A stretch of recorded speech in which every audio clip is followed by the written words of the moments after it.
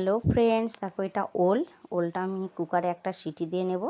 এই ওলটা আজকে রান্না করব ইলিশ মাছের মাথা দিয়ে মশলা দিয়ে আদা টমেটো আর বেশ খানিকটা কাঁচা লঙ্কা মেটে পেস্ট করে নেব।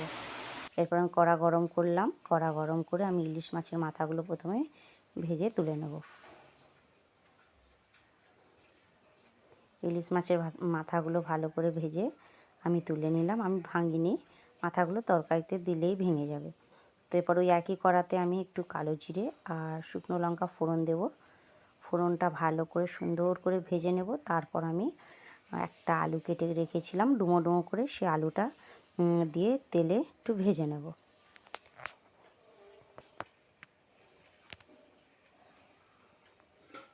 আলুটা যেহেতু সেদ্ধ নেই ওই জন্য আমি আলুটা আগে দিলাম। আলুটা একটু ভেজে নেব। এর মধ্যে দেব হলুদ আর লঙ্কা, হলুদ দেব আর লবণ দেব। লবণ দিয়ে ভালো করে আমি আরেকটু মিশিয়ে নিয়ে ভেজে নেব। এরপর অ্যাড করলাম একটা পেঁয়াজ কুচি। পেঁয়াজটা আমি কুচিয়ে রেখেছিলাম, এরপর পেঁয়াজ কুচিটার মধ্যে দিয়ে দিলাম। পেঁয়াজ কুচি দিয়ে আরও কিছুক্ষণ ভেজে নেব। তারপর আমি যে মশলাটা আগের থেকে বেটে রেখেছিলাম সেই মশলার পেস্টটা দিয়ে একটু জল দিয়ে মশলাটা ভালো করে কষিয়ে নেব। এর মধ্যে অ্যাড করব এরপর কিছু গুঁড়ো মশলা, যেমন হলুদ, তারপরে তোমার ধনিয়া, জিরা, লঙ্কা গুঁড়ো, এগুলো সব অ্যাড করব।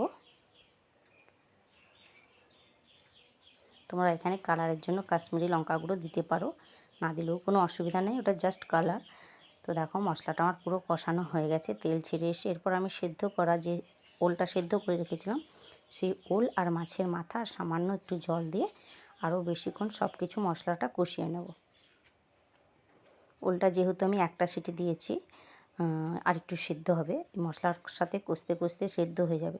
পুরোপুরি যদি ওলটা আমি সেদ্ধ করে নিতাম তাহলে ওলটা মশলার সাথে কষানো যেত না, ওই জন্য আমি একটু শক্ত মানে একটা সিটি দিয়ে নামিয়ে নিয়েছিলাম।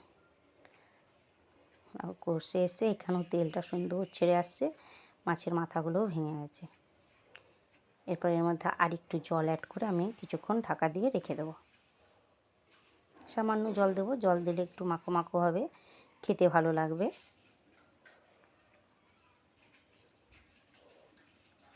জল অ্যাড করে দিলাম। এরপর একটা আমি ঢাকা দিয়ে আরও কিছুক্ষণ রান্নাটা করে নেব।